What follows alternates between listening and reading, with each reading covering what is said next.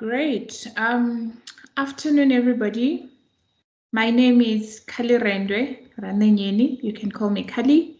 And I am an e-tutor for this module. And that is module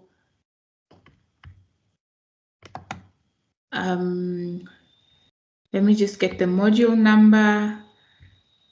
It's, yeah, second year, 2062, I think it is. Thank you very much for your time. So today we are going to speak about Learning Unit 2, and that is specifically equilibrium output in the goods market and the use of fiscal policy to influence equilibrium output. So let me share. Okay, I can't share my presentation, but you will be able to see it. How should I do this? Yes, you should be able to see it when you get it.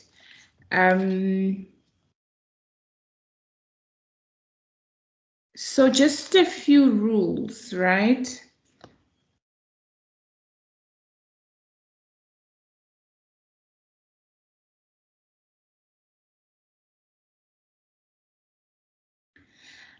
Just a few rules. So if you want to say something, you raise your hand or you put it in the chat box. Only questions relating to this unit we will deal with. Any other questions that you may have, please feel free to go onto the discussion forums, on the relevant forums. You can post your questions there and we'll be available to assist you. So starting with the presentation, let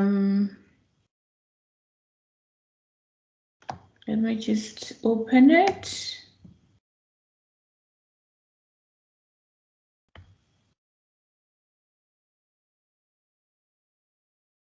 Sorry about the module code. I said 2062, it's actually 2602. So I'm an e-tutor of the module 2602. So you're in the right place. So as I was saying, please, for any questions that you may have, post on the forum or go onto the discussion forums on the website. On my UNISA, we encourage you to use that forum, to participate there, to ask questions, and the e-tutors are available to assist you there. So getting started,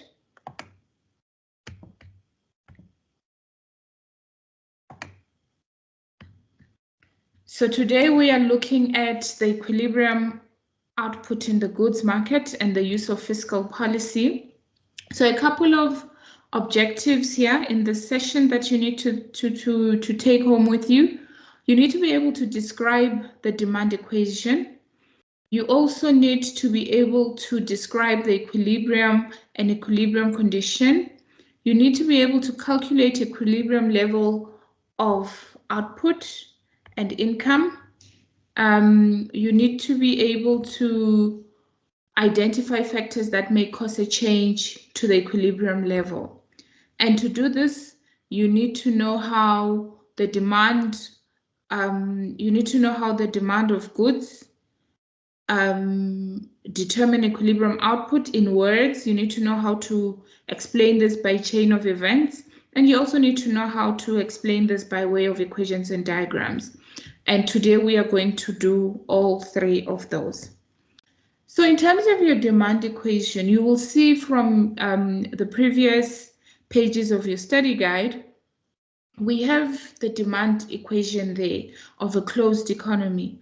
What is the demand equation? So the demand equation consists of all the variables that make up demand, right? So this is your consumption level, this is your investment, and this is your government spending. We don't speak of exports and imports because this is the closed economy, right? You'll deal with that in Learning Unit 7, where the economy is now open to imports and exports. So your functions, which have been covered in detail, I don't cover them here, is your consumption function, which is your autonomous consumption, plus your disposable income. Your disposable income, just a reminder, is income less taxes. Then you've got your investment function, which is also autonomous, and then you also got your government function, which is your government expenditure. So that's how your demand equation is. So your demand equation, which is symbolized by Z, is equals to your consumption, investment, and government. You need to substitute your functions into this equation. So that means substituting C, that means substituting I, and that also means substituting G, right? So you then have your demand equation equals to C0 plus C minus Y plus C into Y minus T, which is your consumption function. You add to that your investment, and you add to that your government spending. So that's really your demand equation. Then you need to understand what is the equilibrium position. So the equilibrium position or the equilibrium condition in the goods market is that equilibrium will always equals to demand. So this is Y is equals to Z. So replacing Y by Z, you will see how this works. So you replace Y by Z, you then have Y equals to the equation we had before, which is C0 plus C minus your disposable income plus investment and government spending. You then do the maths. You choose the common factor, taking Y to the other side. You then end up with the equation that is here, where my pointer is. This equation is very important. If you can forget anything that we've talked about today, just remember your equilibrium level.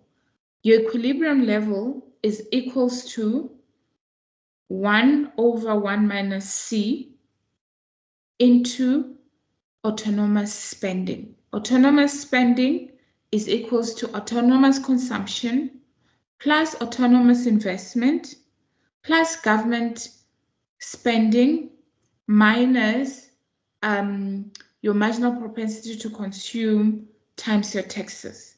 This equation is very, very important, and this is the basis of equilibrium level of outcome. So this is what you get after solving for Y. So the tip is your demand equation, which is Z equals to C plus I plus G. You replace Y by Z because at equilibrium, Y is equals to Z, which is the demand function. You solve for Y, which means taking all the items with Y to one side and removing the common factor, and then you solve for Y. You then have this equation that I've spoken about. And then one thing to note, the equation 1, the part of the equilibrium level 1 divided by 1 minus C, that is known as the multiplier. So that is the multiplier or the Keynesian multiplier, which we will talk about briefly. So here we've got an example to test whether we understand how to calculate the equilibrium level of output, right? So this is activity 2 in your study guide. And here we are asked to describe equilibrium. We are also asked to describe the equilibrium condition. We are asked to write down the equilibrium equation and explain what the equation tells us. And we are also asked to list the factors that will change the equilibrium. So, sorry, Carly, stop. Yeah. Can you? I can edit this afterwards. So, can you share now? try to share? Perfect. I can share. You can share now. Okay. Yeah. So then I will edit this. I will take this out. You can, go a little bit back and start over, and I will cut this part out where I speak now and so on. Okay. Sorry for that. Hey.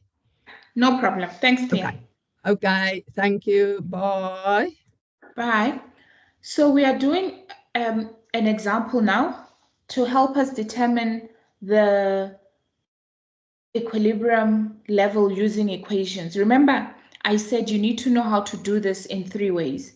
So you need to know how to calculate the equilibrium level using the equation. You need to know how to calculate, you need to know how to explain it using chain of events. And you also need to know how to explain it using equations. Now, this is an example for equations. So we've been given here the values, right? We've been given C as 0.8. This is the marginal propensity to consume. We've been given C0 as 500. This is the autonomous consumption. We've been given investment, fixed investment, as 300. We've been given government expenditure as 400, and we've been given taxes as 300. Now, remember the equation. The equation is simple. If you remember the equation, you just need to plug in the values. So the equation was in the previous slide. This slide. So the equation is where my pointer is at, which is y equals to 1 over 1 minus marginal propensity to consume multiplied by the autonomous spending. Autonomous spending, C0 plus I plus G minus CT. So all we have to do is substitute the values. So C is 0.8 in our example. C0 is 500. I is 300. G is 400. And T is 300. And C is 0.8. So we do the math, okay? So if you start with what's in the brackets, 500 plus 800 plus 400 minus 0.8 of 300. So how you do this, I don't know how many of you have a maths background, but you would start with the stuff in brackets. And the stuff in brackets is 0.8 times 300. So if you take your calculator,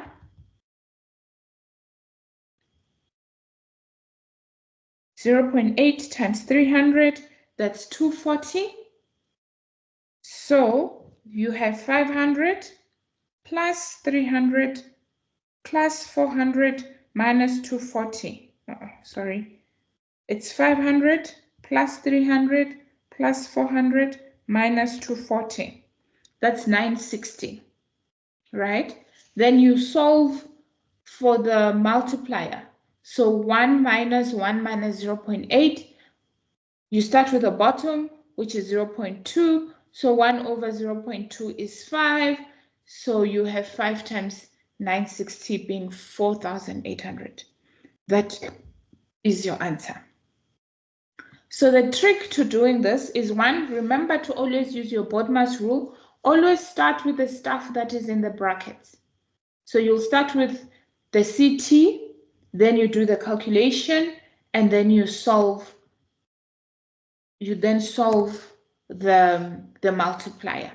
So basically, to determine your equilibrium output, you are substituting your given values into the equilibrium output equation.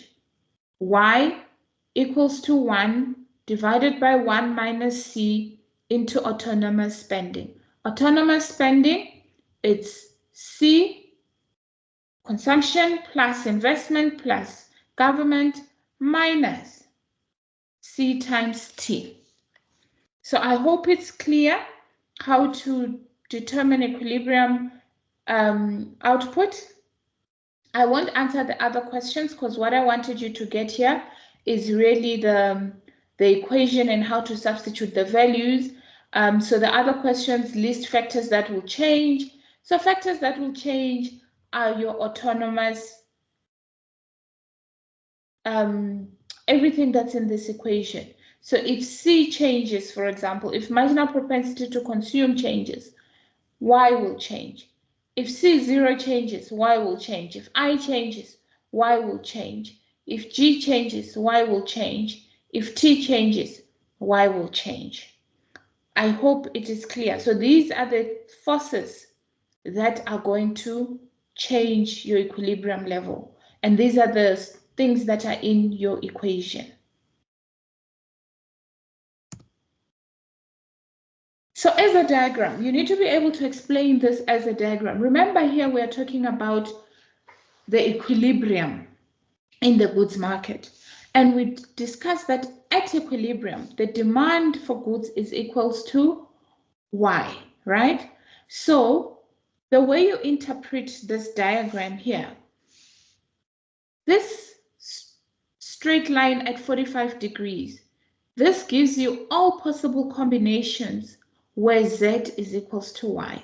Z is your demand function and it's on the vertical axis, and Y is on the horizontal axis. Your equilibrium will be the intersection of the demand and this 45-degree line. And this is what this diagram is really. So you just need to remember that at any given time, on your vertical axis, you've got a Z. On your y-axis, you've got the level of output. Your 45-degree line is all the possible combinations at which your income is equals to your demand. And the equilibrium is where the demand equation intersects that line. So as a way of explaining how this works in diagrams, you will be given the information, just like we were given with the equation. You are given C0, investment, government spending, taxes, and marginal propensity to consume, and you are requested to draw the demand curves, the demand curves for Z1 and Z2. So if we start with Z1, all you need to recall is you need to know where the intersection is for Z. So what is Z? Z is autonomous spending. So what you would be spending if Y was 0. What is autonomous spending?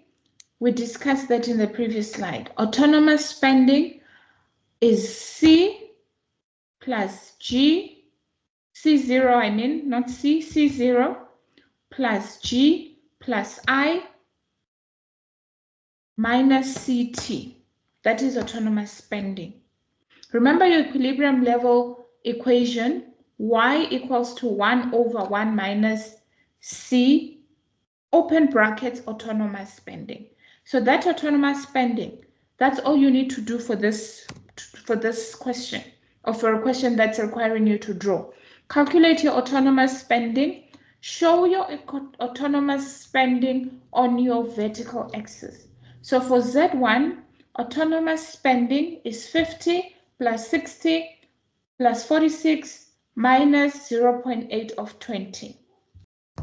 So like I said before, you start with what's in the brackets. So 0.8 times 20 is 16. So then your autonomous spending is 50 plus 60 plus 46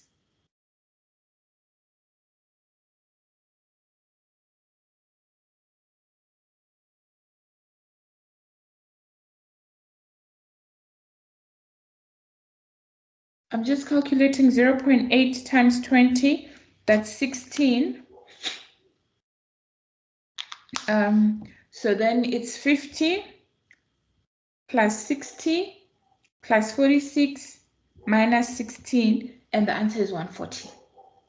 So on your vertical axis, you put 140, you draw a line where the 45-degree line intersects your demand curve.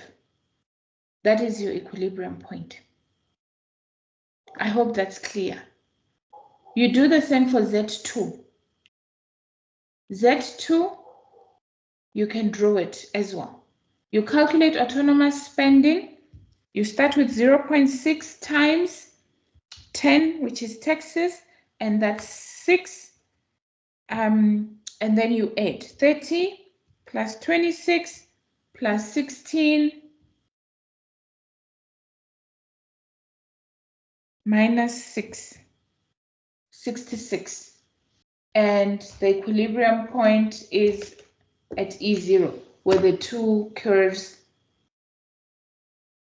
intersect. I hope that is clear.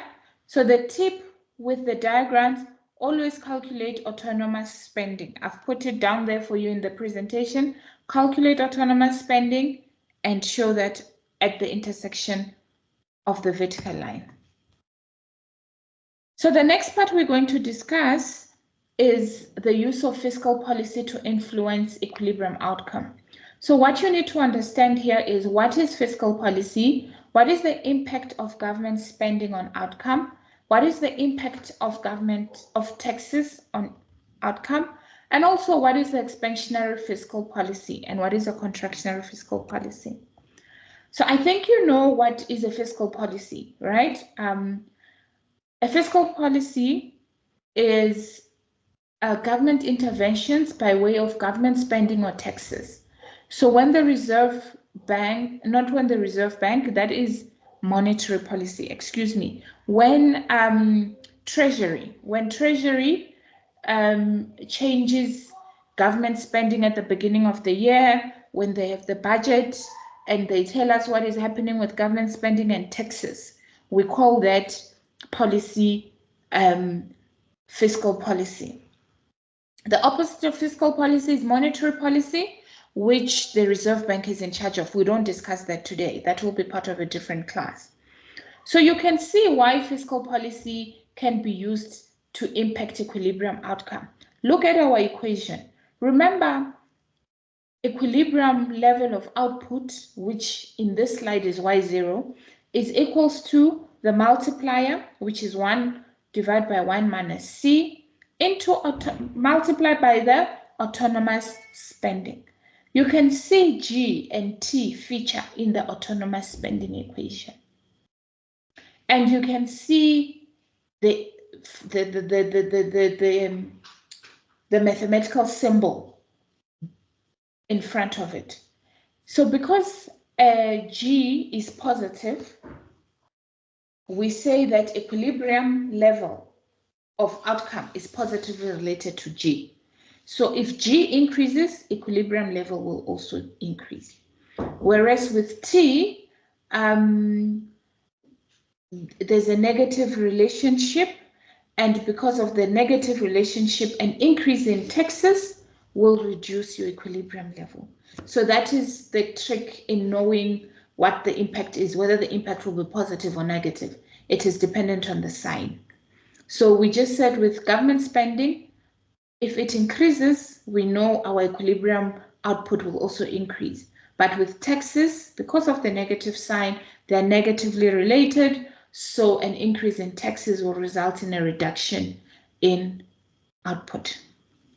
So let's have an example. And now you need to be drawing this in much more detail, right? So before we just drew the equilibrium as E0 and E0, but we didn't calculate it. So in this example, we are going to calculate it. So let us assume that government spending is 400. So here's the information that we are given. We were given this in the last example. Marginal propensity to consume is 0.8. Autonomous consumption is 500. Investment is 300. Government spending is 400. And taxes are 300. And the question is for you to calculate what? The equilibrium level of output. So like I said in our previous example, we just need to calculate autonomous spending and the multiplier. So we plug in those values. So where we see marginal propensity to consume, which is C, we replace that with 0.8. And where we see C0, we replace it with 500. Where we see investment, we replace it with 300. Where we see government spending, we replace it with 400. And where we see taxes, we replace it with 300. As we did in our previous calculation, we start with what's in the brackets. So that is 0.8 times 300, that is 240. We then calculate 500 plus 300 plus 400 minus 240, we get 960. We then calculate our multiplier, which is 1 over 0.2. That gives us 5. So we then have 5 times 960, which gives us 4,800. So on our curve, our Z function, on the vertical axis, our autonomous spending is 960 as we calculated. So you will see 960 as an intersection there on the vertical axis. Good morning, Mommy. Morning, I'm sorry. Mommy, can I have your phone? I won't make it too loud. Yeah, go. Apologies for that. So, like I was saying, your autonomous spending is 960, and there's an intersection at 960 on the vertical axis. We do the same for the next demand function, and we are told the government spending has increased to 450. So you will see now, plugging in everything as we did in the last example, we still get our multiplier as 5, but our autonomous spending is now 1,010.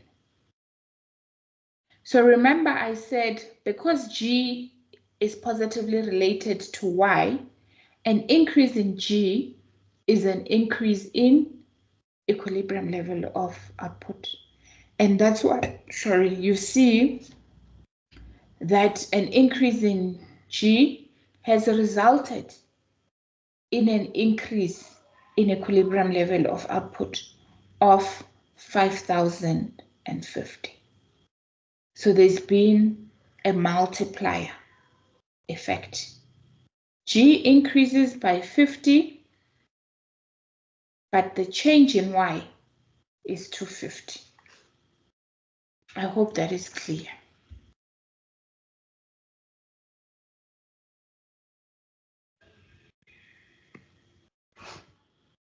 Okay, we can do the same exercise with taxes. I won't do it because it's the same exercise and we are running out of time. But you just need to plug in. So plug in C, plug in C0, plug in I, plug in G, and plug in taxes. Solve autonomous spending first, what is in the brackets. Then solve your multiplier. You start with your denominator. And then you multiply. So you take the multiplier, you multiply it by the autonomous spending. You then get your equilibrium level of output. So in this case, you will see that we are talking of a decrease in taxes. So we expect an increase in the level of output. And you can see autonomous spending is 960 in our first example, and it's 1,000 in our second example. And that has resulted in an increase in equilibrium level of output. So in terms of chain of events, you need to explain how this is the case. So let's take, for example, a decrease in tax. So what does a decrease in tax do? A decrease in tax increases your disposable income. You have more to spend because you are paying less to SARS. If you are paying less to SARS, What happens to the consumption? Look at the consumption function. You then have more to spend. If you have more to spend, you contribute more to demand. You demand more, and therefore your output is more. So that's the chain of events, and that's how you need to be able to explain this. So that is the end of our presentation today. I hope to explain to you how you determine the equilibrium level of output in the goods market and how you use a fiscal policy to influence it. Remember, the art is knowing your demand equation.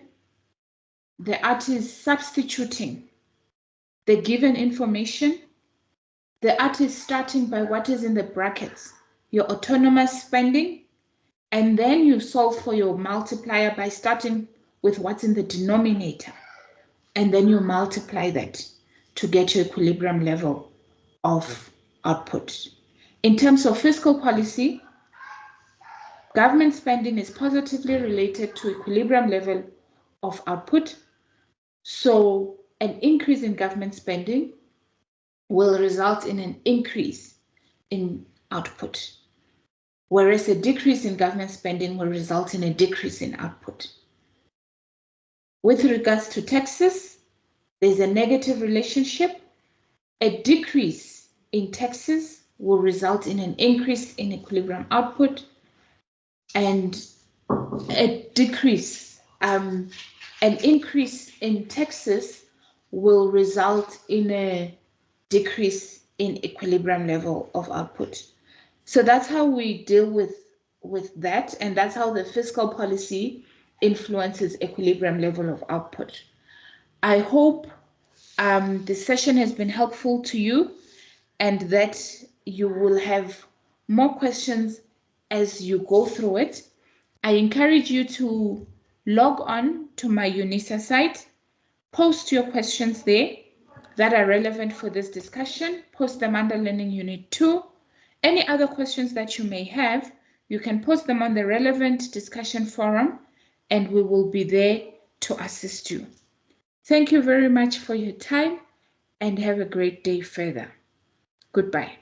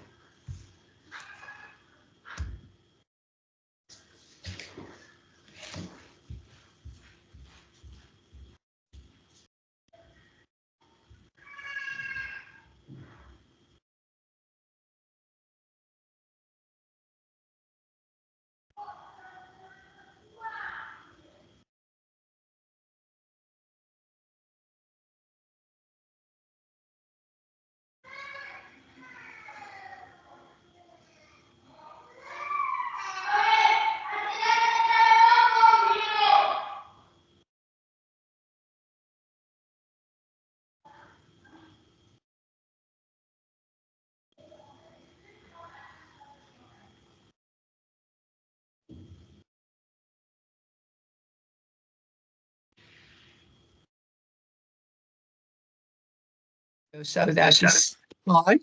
Okay, there is it. Stop recording. So you can't stop. Okay.